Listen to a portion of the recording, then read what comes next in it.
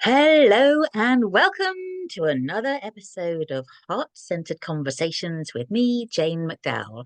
And today, my guest is the wonderful and brilliant Nicky Bevan. Nicky, tell us a bit about yourself. Yeah, thank you for that introduction. Um, yeah, so my name's Nicky Bevan. I am the very loving but no bullshit life coach for working mums who love their job. She fiercely loves her children, but she isn't really enjoying either because of this constant feeling of being torn between the two. Mm, And the guilt that she feels when she goes to work, because she wants to go to work, and there's a lot of guilt around that. And then this relentless hamster wheel that she feels she's on of like the kids cooking, cleaning clients, kids cooking, cleaning clients. So I help her with practical time management skills that helps her break free from the chaos. But, and I think so much more importantly, mind and emotional management skills that helps her to escape that bitchy voice that she has. mm, So she yeah, becomes calmer, she becomes so much more organized, which means she's able to enjoy her kids and her job and her life again without all the shitty mum guilt. So, brilliant. So, Nicky, tell me, you've obviously been on quite a journey yourself, and I'm guessing that books have been a good part of that. So, which book have you brought to the conversation today? Oh, I think Nicky's frozen. Well, this has never happened before on a live record. Wah, wah, wah. Yay, oh, Nicky, you're there we back. go, we're back. I don't know if that was my end or your end. I didn't get a little, your Yeah, internet was unstable, but we yeah, did say at the beginning of this, didn't we, that it's going to be what it'll be. exactly. Yes. And So not being perfect is part of, I think, part of the glorious journey that we get to learn about life. absolutely. So I was asking you, which book have you brought to the conversation today that's helped you on your journey? Yes. So one of my most favorite books ever, and a book that I think every person should read, is Feel the Fear and Do It Anyway by Susan Jeffers. Now, I have actually listened to this twice now on Audible, and finally have actually bought the physical book so I can just kind of flick through and refer back to bits because it's just so relevant to any human on this planet. And I think Susan Jeffers is still alive, but this is quite old. Like she wrote it 20 or 30 years ago. So it's not a new book, but it's still so relevant. Um, So what was it that struck a chord with you when you read it? well, for me, it's about growth and it's about building self-confidence in ourselves. And the way that we do that is literally by going out of our comfort zone. Yep. It's actually about, you know, feeling nervous and doing it anyway. It's about approaching that person because you want to make a friendship. Or, if you're into growing a business like we are, it's am I like having the willingness to be nervous in order to do a podcast interview or to do a presentation. And when we stay in our comfort zone, yes, that's nice, it's cozy, it's very familiar to our brain. Our brain loves that, but we don't actually grow when we're in our comfort zone. And for some people, their comfort zone would be overeating, over drinking, staying very safe, which is fine if that's what people want to do. Um, but then it's kind of not torturing ourselves by moaning that nothing ever changes. So Mm. basically, I mean, it says it in the title, doesn't it? It is about the way that you get self-confidence is about feeling the fear of whatever it is you're frightened of doing it and do it anyway, because the other side of that is self-confidence. And it's going through that process that teaches the brain, oh, okay, well, it's perfectly safe to be nervous. We didn't actually die, or it was fine to have that really uncomfortable, awkward conversation because we're still living. Yeah, yeah. And so that for me is particularly why I love this book so much. And So she at the does. time when you first read it or listened to it, Nikki, what was going on for you that maybe you were holding back and that perhaps reading this book made you think, okay, just gonna do it? Was Yeah. there Well, anything particular? I think for me, this book really just kind of clarified what I was already learning at the time. And what I've kind of always known to be true in my life anyway. So one of my, as I was thinking about doing this interview with you, I was thinking about like what parts of the book really stand out to me. And the one that really stands out is chapter 5, and it's called Pollyanna Rides Again. Okay. Now, I don't I there's a Disney film called Pollyanna. And the basis of the film is this little character, Pollyanna. She makes a game about finding the positive in any situation. Hmm. And how in day-to-day life now, we are like, well, no, I'm worrying because this is important and I'm being realistic. Realistic being negative, worrying, worst case. Yeah. Realistic meaning I could never do that. Yeah. Yes, yeah. And so I've always been a positive person. Um, I always knew to some degree that I kind of had a choice. So, you know, when it's pissing down with rain, I knew that I could put on a coat and go and stomp in puddles. That it wasn't necessarily the rain that made me feel these emotions. Or, you know, I would go through situations and I'd be like, well, this could be brilliant because of this, this, and this. And people would look at me and go, oh yeah, but you're always positive, aren't you, Nicky? As if it was, as if that was bad and in some way naive. Yeah.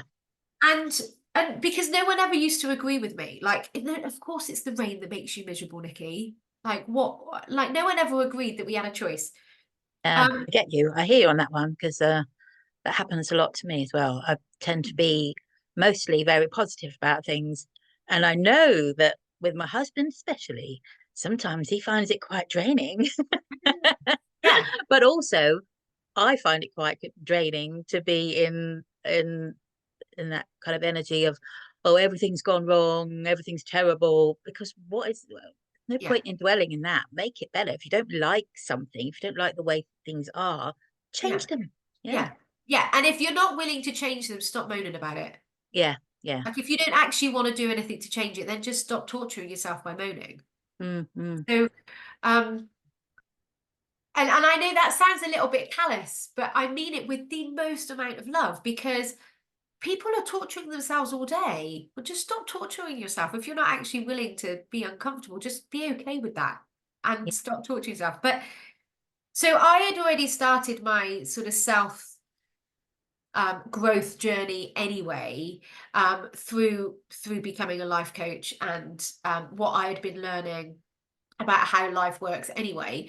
But when I came across this particular book and she talks about Pollyanna, I was just like, oh, I just love the way that she describes it. So in the sense that, yeah, people say, oh yeah, but I'm being realistic. And I think as evidence to this, I think I saw this so much in COVID when we were in lockdown, how people would go, oh no, but I'm being, you know, I'm worrying. This is really serious. I'm being realistic. And I'm like, but worry isn't stopping you looking after yourself. For a start, worry is going to reduce your immune system. And right now, that's the last thing that we want to do.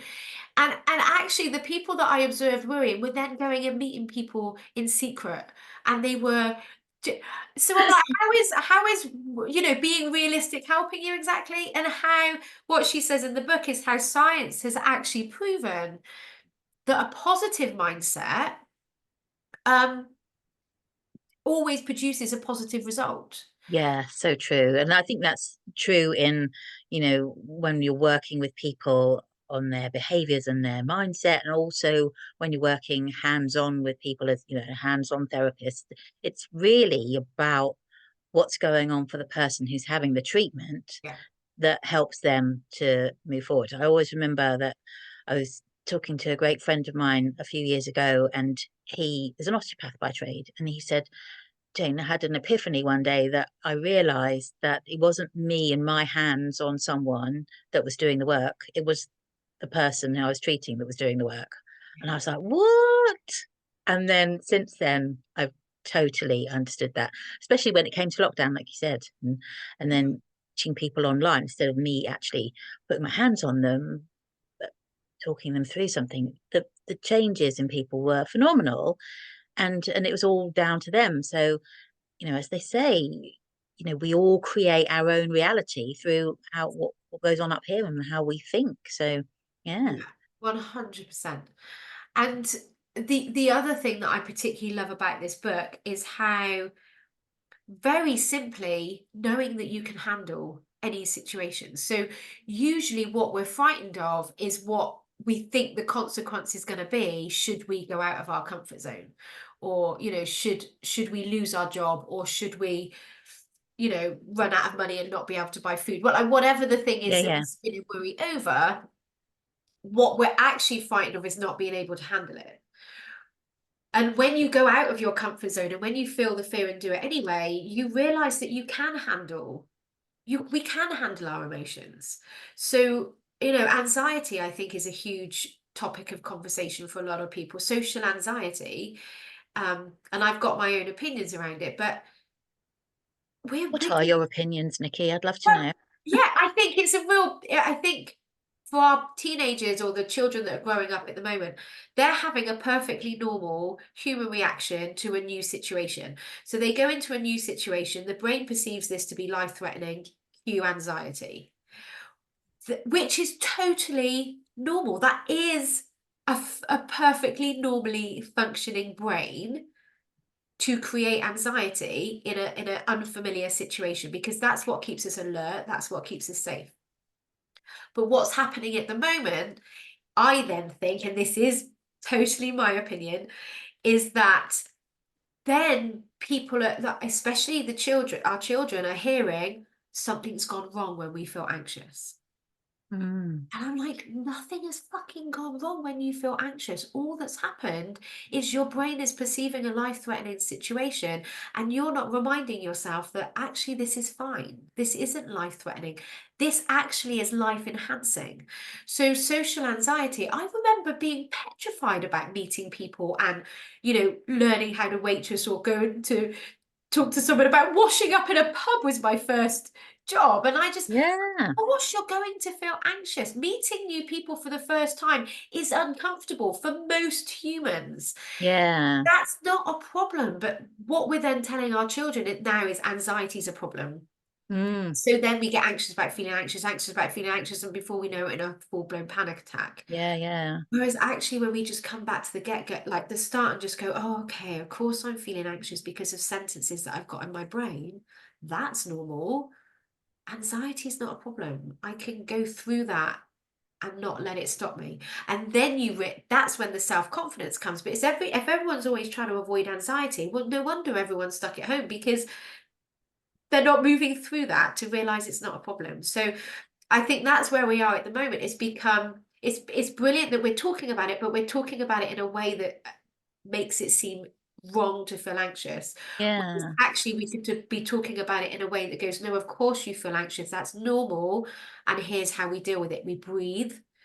We understand that this isn't life-threatening. And if we're in a life-threatening situation, we want to be listening to that anxiety, Yeah. right? It is actually there to Yeah. protect us. But meeting someone new, going into a room full of people, that they are an interview, an exam, they are not actually life-threatening scenarios. They are life-enhancing scenarios when we learn the tools of managing our mind. And I think, and that's what she does so beautifully and so simply in this book. It's like, I can handle it. Anxiety, I can handle it. Grief, I can handle it. It feels uncomfortable, but I can actually handle it. And in a lot of cases, that's how we want it. We want to feel that negative emotion about some situations in our life, particularly Yeah. grief. Um, Yeah. if you really love someone, you want to feel grief if you've lost them. So let Sure. yourself feel that emotion. Yeah. Nothing has gone wrong. So I love the fact, and what I then adopted was, I can handle it. However that looks. And I'm not saying that's going to necessarily be positive, but I know in some way, shape, or form, I will handle it. You've made Um, that decision. yes. So that's obviously set those new neural pathways from the previous pathways that you had. Yeah. Um, I remember I was lucky enough to go to a webinar a few months ago, and so sorry I can't remember the woman's name. I'll put it in the notes when I do. But basically, she gave a webinar about how would it feel if every day you woke up and you decided today is a 10 out of 10 day. and if you start your day off from that position, no matter what's going on, it really it's a much better start than waking up and thinking, oh bloody hell, gotta get through today. Yeah, Because didn't have enough we only get sleep. one life, right? So Yeah. what's yeah. And Yeah. going back to what you were saying, about this kind of culture of nurturing anxiety, it seems to me that we no longer as a society seem to be nurturing resilience. I Mm. mean, there are extremes to both ends of it, aren't there? Yeah. Nothing's ever black and white. But I remember when I was younger, my mum grew up during the war and stuff, so she had a whole heap of shit to deal with, right? Yeah. So when things went, awry in my life when I was growing up, she would just say, well, life's tough sometimes. Just get on with it. That would be her way of helping me. Not, oh, I'm so sorry this happened to you. Let's sit down, let's talk about it, or anything like that. It would just be, well, that's life. Get on with it.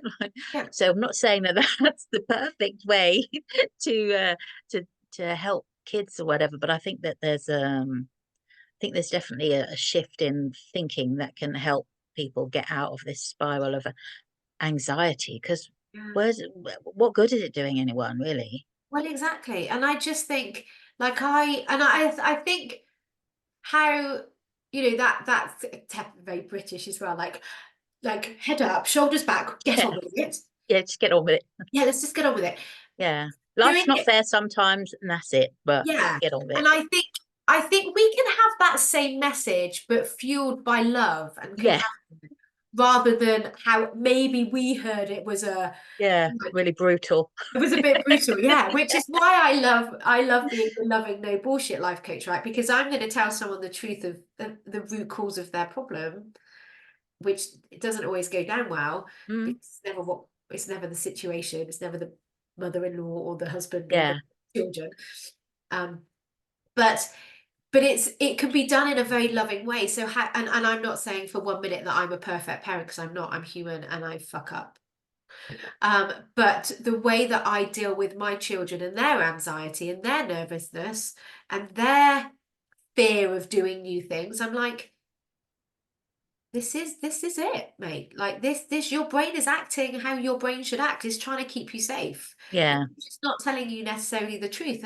And the way through that is to, I don't use the word toughen up, but it's having an awareness that those negative, what we perceive to be negative emotions, don't have to run the show. And yeah, actually, that is the resilience. I think resilience for me isn't not feeling negative emotions, it's being able to feel negative emotions and not allow them to stop you.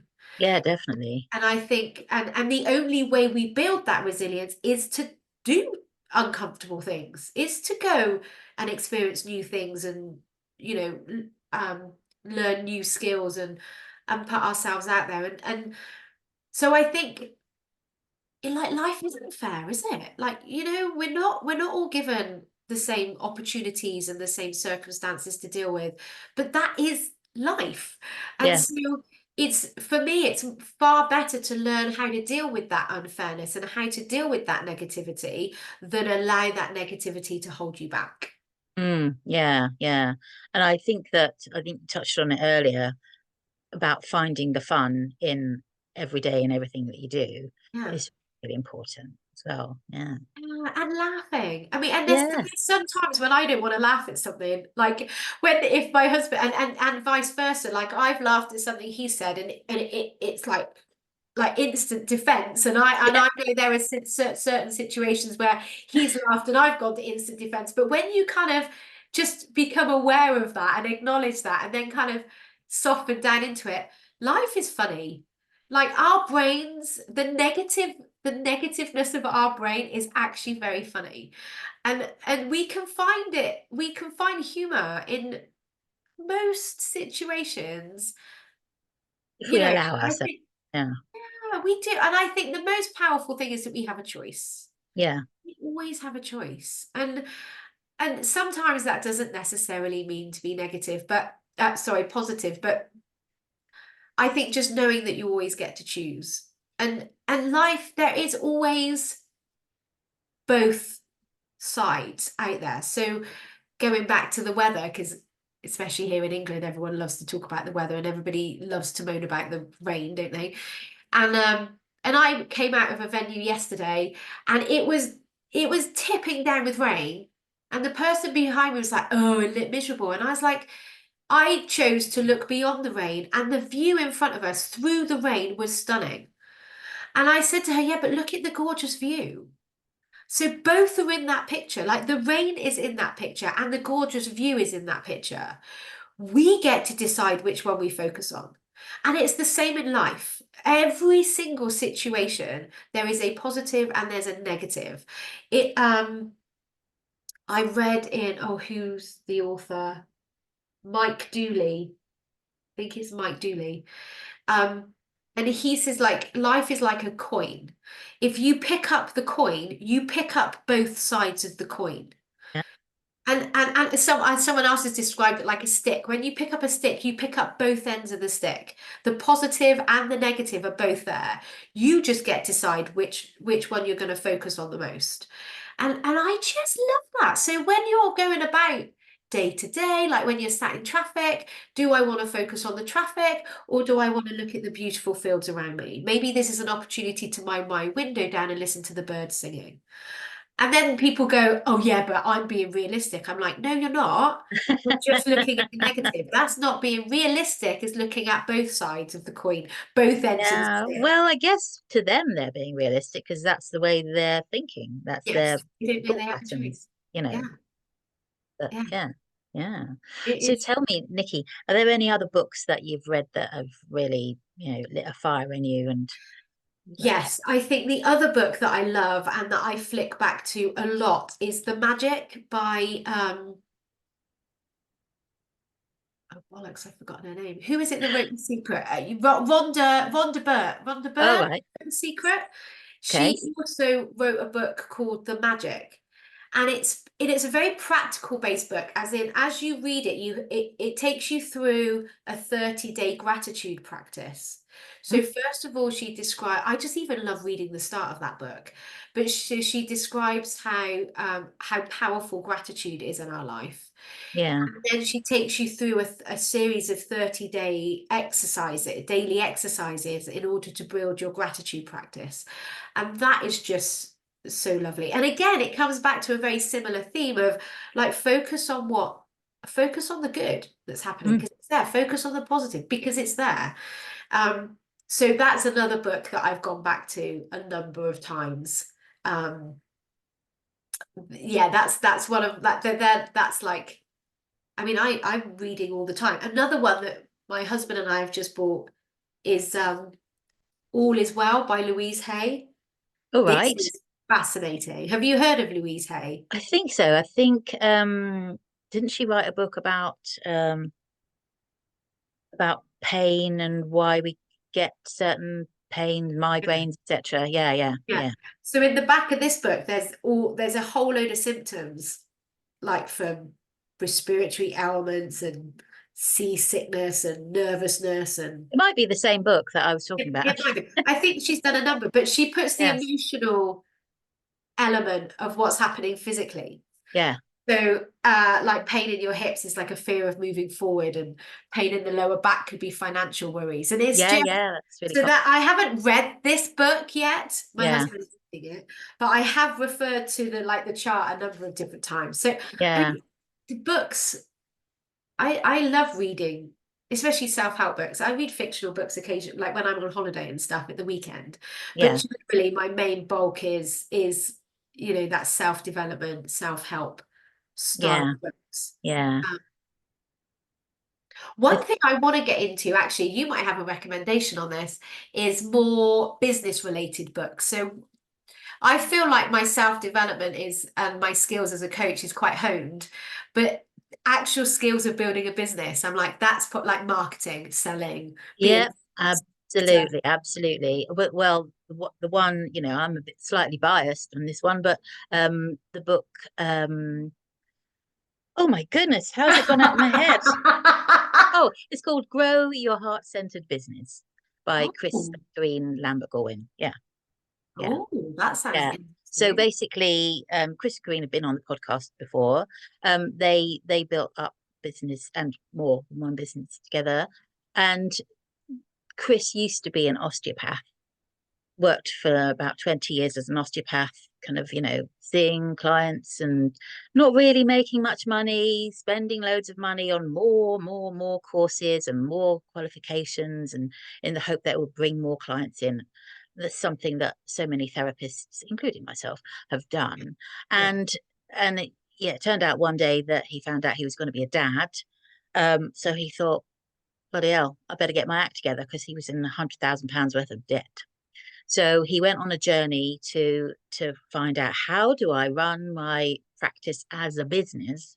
Yeah. And so he now mentors people in running their business along with Karene, and they wrote this book, and it's fantastic. It just charts their journey. It's got, every chapter's got actions in it that you can take. So if you follow all the actions, Yeah. you can build yourself a six-figure business, Ooh. if it's a service-led business like yourself.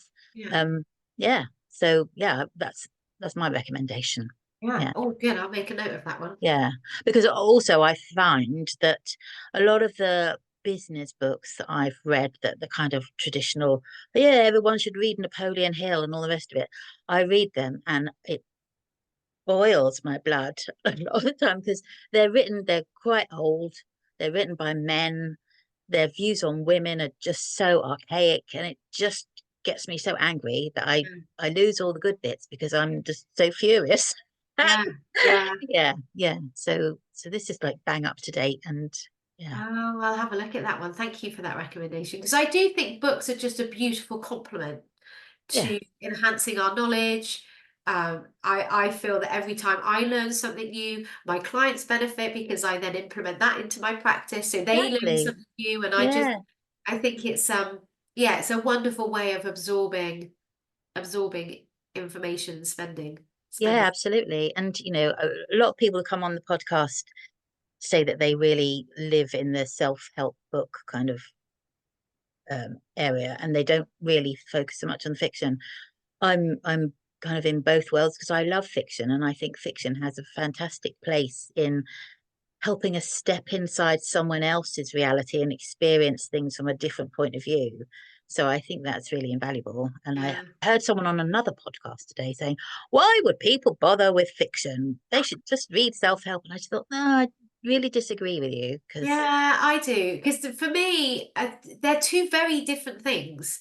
Like for me, when I read fiction, and I'm really excited actually to read. So the fiction books that I've been reading recently, or in the last couple of years, have been the Eve of Man trilogy. Have you heard of them? no, I haven't. Really? Oh my gosh, it's such a book. I don't know if it might be classed as a young adult book. I'm not sure. I'm not sure. But like along like the lines of Twilight, like I love the Twilight series as a series of books. But Eve of Man, it's written by Giovanni and Tom Fletcher. So Tom was in a boy band. I can't remember which one. But they've written the book together. So it's based on two characters, the female character and the male character. So he Yeah. writes the male version, she writes the female version. But it's just brilliant. And it's based in the future, not too distant future. And women stop giving birth to girls. So for 50 years, a woman hasn't given birth to a girl, which obviously causes a lot of issues from a human evolution perspective Yeah. until Eve comes along. So Eve is the first girl to be born in 50 years. So they take her away and they put her up in this high tower and they seclude her and do tests on her. And no girls have been born since then. And so it's brilliant. It's so brilliant. But the second book, I was reading it on my Kindle. And I was in Spain. And when you read on a Kindle, you don't really get a sense of how far through the book you are. You know, when you've got Yeah. a book, you Yeah. know you're coming to the end, don't you? Whereas on a Kindle, if you're not noticing how far through, and I got to the end of this chapter and it said this sentence, and I was like, oh, what's going to happen next? And I clicked next, it was the end of the book, and I was like, no. So I've been waiting for the third one to come out, and I think it's out now, but I've been waiting to have a moment of where I can really just absorb it. So holiday would be perfect. I'm off next week. I might even download it. There you go. Yeah, perfect. Yeah, The Eve of Man I really enjoyed it. And I recommended it to my brother-in-law as well. He loved it. So even men seem to enjoy it. Even men. Yeah. Even men. Well, listen, Nikki, it's been absolute pleasure to have you on. I've loved our conversation. I'll pop Nikki's details in the blurb with this podcast so that if you want to get in touch with her, please do.